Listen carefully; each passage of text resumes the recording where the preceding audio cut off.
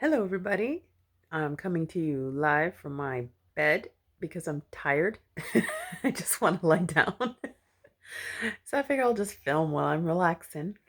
Um, Actually, trying to play hooky from doing my chores. I have this bad habit of leaving my clothes in the bathroom on this chair that I have in the bathroom, and they just start to pile up because they're like, I don't know if you have this issue when you worn clothes, but they're not really dirty, so you don't want to put in the hamper, but they're not really clean, so you don't want to put them back in the closet or the drawer, so you kind of have to leave them somewhere so you can wear them again.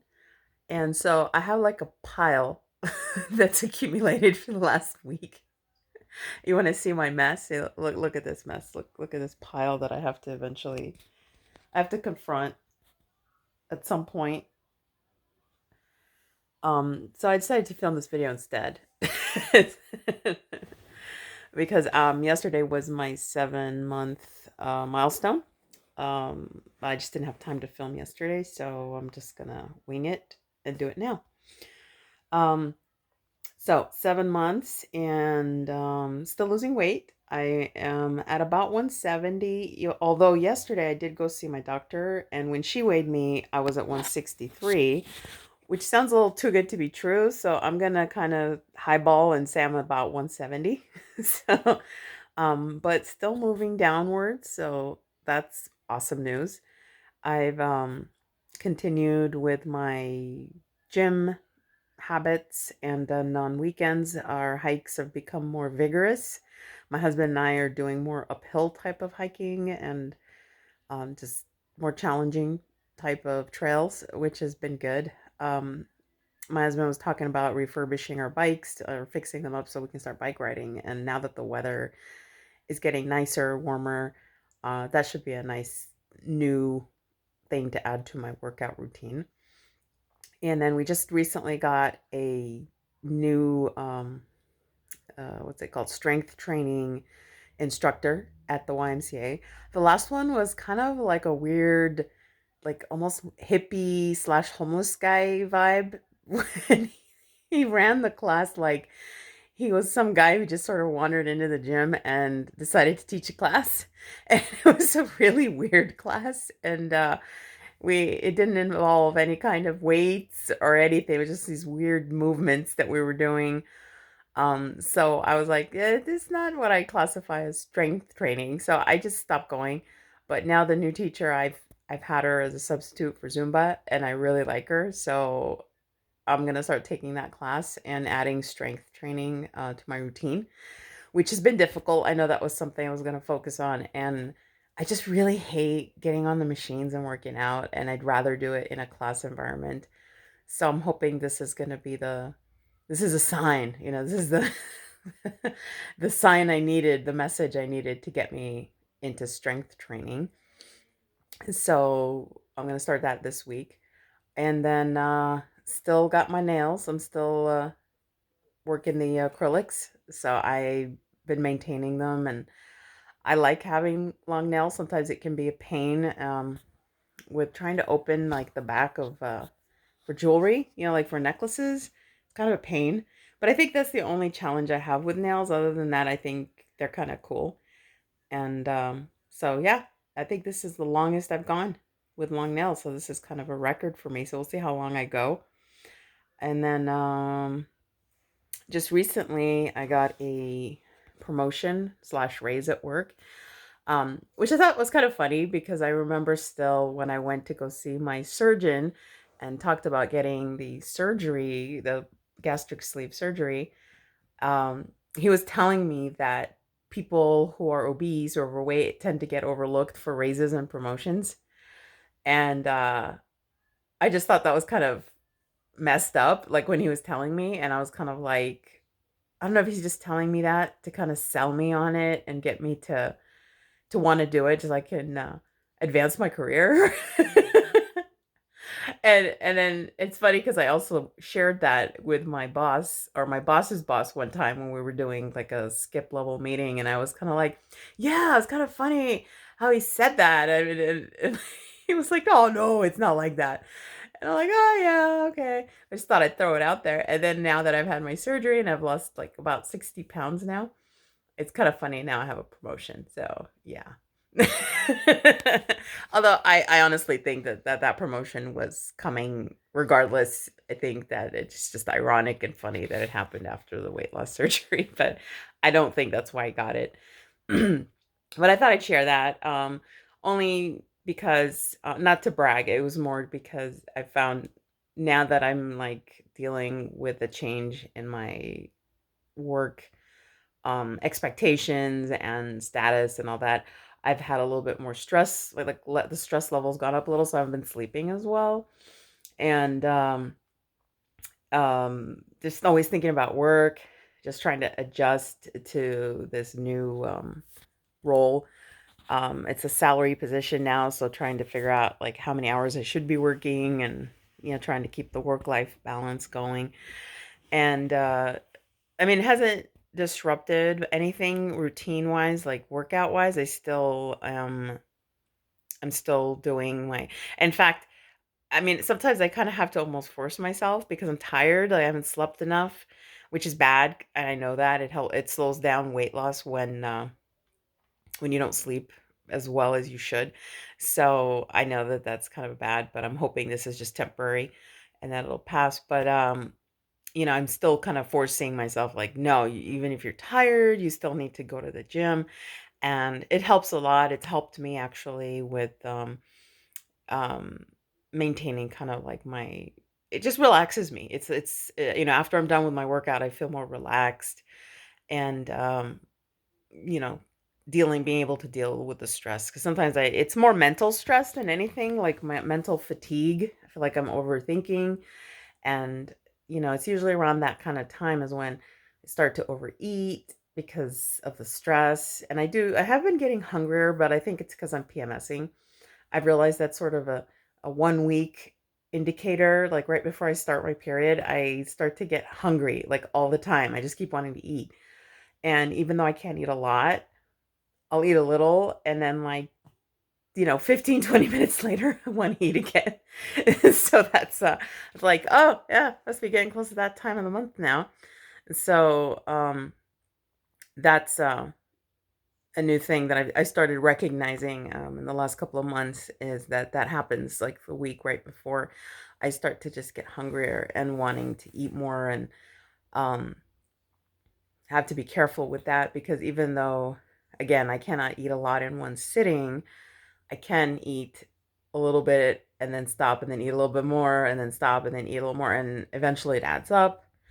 So I am definitely being vigilant with tracking of my calories, and that helps a lot. That helps give me an indication of whether I'm going too far or not. And sometimes I'm not, which is cool, but sometimes I feel like I'm eating too much, and that can psychologically mess with you because you in your mind think, oh, I've already blown it, so I'm just gonna keep eating, and then you just keep eating and then you do actually end up going too far and overeating for the day.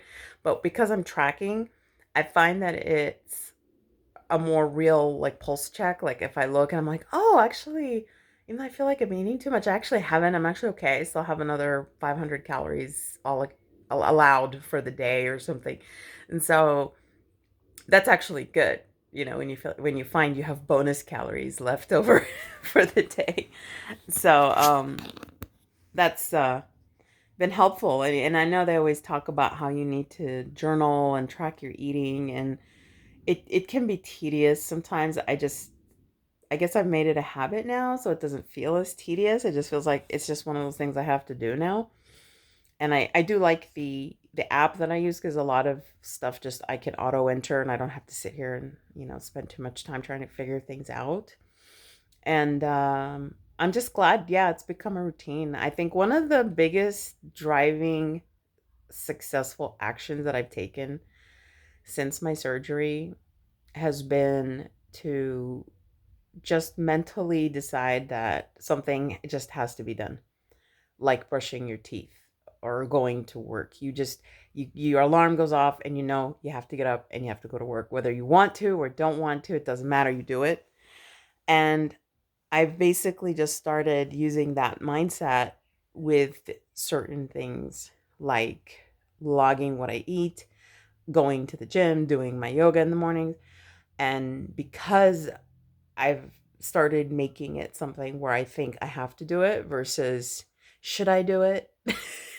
It's really helped me stick with it. And I think that anytime you have to think about something, you can always talk yourself out of it easily. If you have to stop and have a dialogue in your head and go, well, I should go to the gym. God, I'm really tired and maybe I should take a break or take the day off and I really don't want to do it right now. Maybe I'll go later. And you have this inner dialogue about whether you should or shouldn't. It's like you're negotiating with yourself, and anytime you do that, you pretty much forget it. It's just you're not going to do it. You're going to find a way to eventually rationalize your way out of doing something because you don't want to do it. But if there's not a conversation involved, like if in your mind you're like, I really don't want to get up and do yoga, which I've had those mornings like lately when it's cold, especially. I'm like, "Oh, I just want to sleep in. Maybe I'll just skip yoga today." And it's like and then there's that little like that voice, the the general in my head, and it's like, okay, you need to get up now. It's like completely ignoring my whole little, I don't want to get up, I'm gonna sleep in. Like it's just like, yeah, that's nice. You're gonna get up now.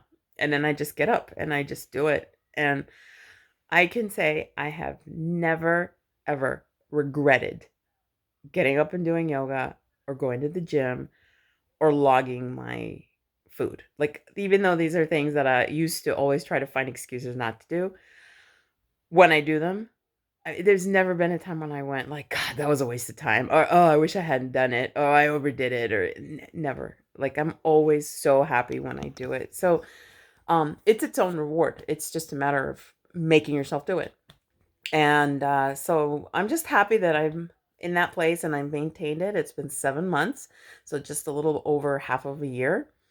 And you know, I I always call these my, gastric sleeve updates, but I don't want it to just be about the gastric sleeve surgery. It's like at some point that's going to become part of the past, and I don't necessarily want to walk around all the time going, "Yes, I had gastric sleeve surgery. Oh, yes, I had gastric sleeve surgery."